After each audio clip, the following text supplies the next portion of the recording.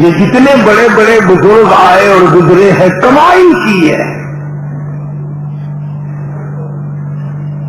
ایک اللہ والے کا بیان ہے، بزرگ ہے، فرماتے ہیں میں مدینے پاک میں رہتا تھا، تہجد کی نماز کے لیے اٹھتا تھا.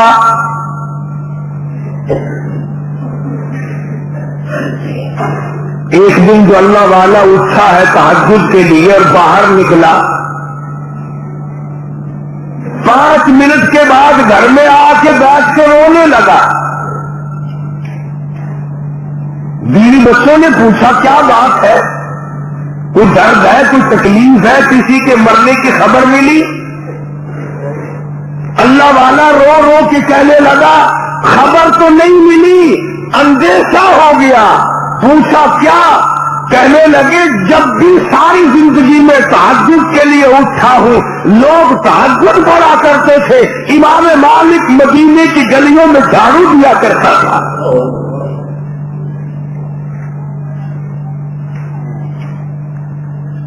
آج باہر نکلا ہوں کسی گلی میں نظر نہیں آیا. ابھی رو ہی رہا تھا. مسجد نبی کے چھت پہ کھڑے ہو کر کسی نے اعلان کیا اور مدینے والوں امام مالک چل بسا ہے.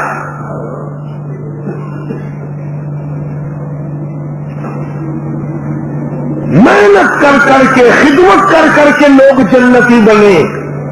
آج لوگ پھونک مار کے جنت میں جانا چاہتے ہیں. اتنا بڑا عالم، اتنا بڑا بزرگ، اتنا بڑا محدث، صحابہ کا شاگرد، صحابہ کو دیکھنے والا امام مالک، دبدبہ اتنا، روب اتنا. مکے کے گورنر نے مدینے کے گورنر کو خط لکھا. مکے کے گورنر نے مدینے کے گورنر کو خط لکھا کہ میرا لڑکا امام مالک کے درس میں داخل کراؤ. حدیث شریف جو پڑھاتا امام مالک اس میں داخل کراؤ میرے بیٹے کو.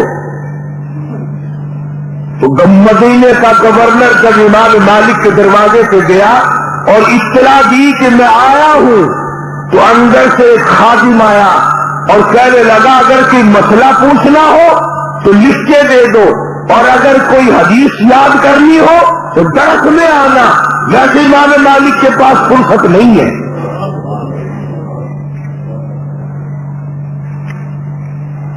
مدینے کا گورنر امام مالک سے مسجد نبی میں ملا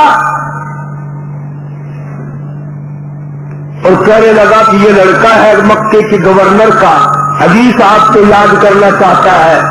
فرمایا بہت اچھا، ایک شرط پہ بٹھاؤں گا، ایک شرط پہ بٹھاؤں گا، جو آگے پڑھنے والے 50,000 لڑکے ہیں ان سب کی جوتیوں میں بیٹھنا پڑے گا.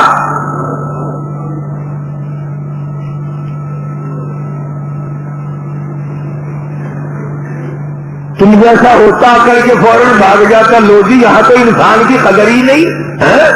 یہ کوئی مدرسہ ہے یہ ایک رسول چلا رکھی ہے؟ ارے نہیں، یہ علاج کیا کرتے تھے. غریبوں کے بیٹے آگے بیٹھے، گورنر کے بیٹے کو جوتیوں میں بٹھایا. اور 1-2 دن نہیں 2 سال تک مکے کے گورنر کا بیٹھا جوتیوں میں بیٹھ کر امام مالک رحمت اللہ علیہ سے حدیث سیکھتا رہا. 2 سال کے بعد امام مالک کی نظر پڑی. فرمایا تم گورنر مکہ کا بیٹا ہے کہ جی ہاں. فرمایا اب تجھے اجازت ہے کہ اگلی صف میں بیٹھ جایا کر. روب اتنا، دبدبہ اتنا، شان اتنی، اور ویسے اللہ اکبر خدمت گزاری اتنی. ساری عمر مدینے کی گلیوں میں جوتا نہیں پہنا.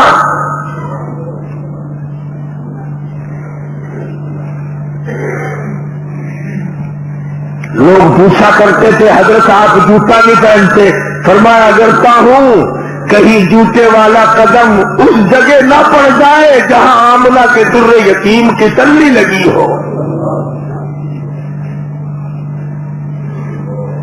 ادب سیکھو، ادب. یہ معمولی سے ادب تو آپ لوگ کر نہیں سکتے، دوسروں کو بھی ادب بتاتے ہیں۔ امام مالک رحمت اللہ علیہ نے ساری زندگی میں، آؤ ادب کی بات میں تمہیں بتاؤں، 3 میل کے ایریے میں، 3 میل کے اندر مدینے شہر میں ساری زندگی میں امام مالک نے پیشاب اور پخانہ نہیں کیا۔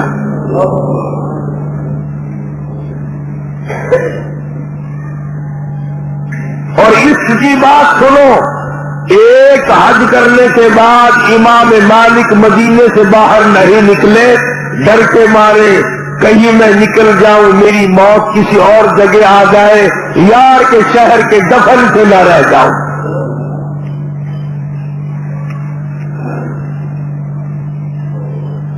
جھاڑو دی ساری زندگی مدینے کی گلیوں میں۔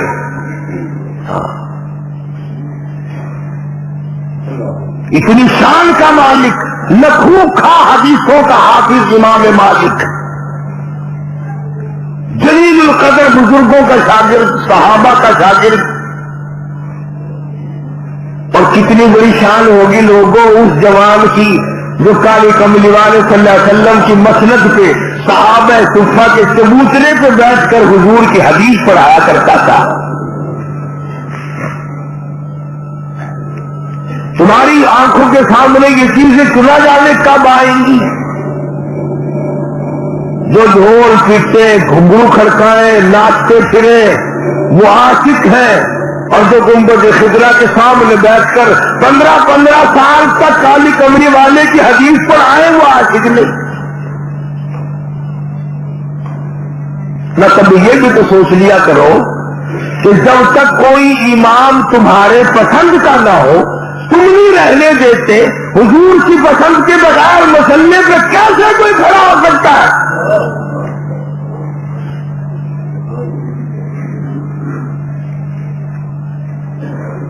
امام مالک رحمت اللہ علیہ نے اتنا بڑا ادب کر کے دکھلایا۔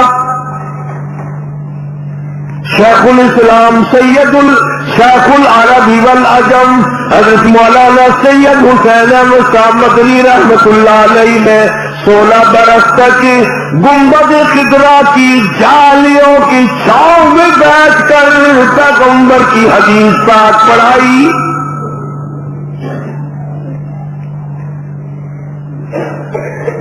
اور یہ نہیں فرمایا کرتے تھے کہ قال صاحب الروضہ، بلکہ یوں فرمایا کرتے تھے قال صاحب الروضہ۔ اور لوگوں، اس گنبد خضرا کے مکی کا یہ فرمان ہے، اور تنخواہ لے کر کے نہیں۔ اب تو لوگ مدینے کی طرف بھی جاتے ہیں تو پیسوں کے لیے۔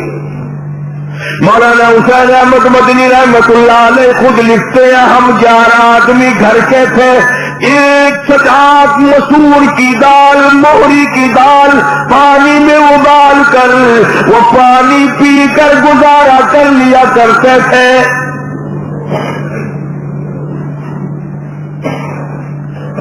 فرماتے ہیں مدینے پاک کی گلیوں میں سے سبزیوں ترکاریوں کے چھلکے میں چن لاتا تھا، اٹھا لاتا تھا، شام کو پانی میں دھو کر چاقو سے کاٹ کر منہ میں چبا کر چھلکے نگل جاتا تھا۔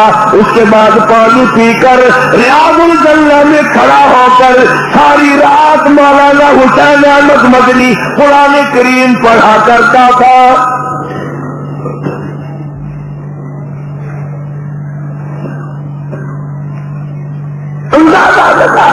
کس شان کے لوگ تھے، کن عظمتوں کے لوگ تھے۔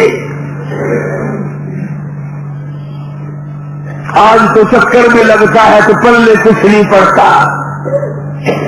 تو قرآن کریم نے ہر چیز بیان فرمائی۔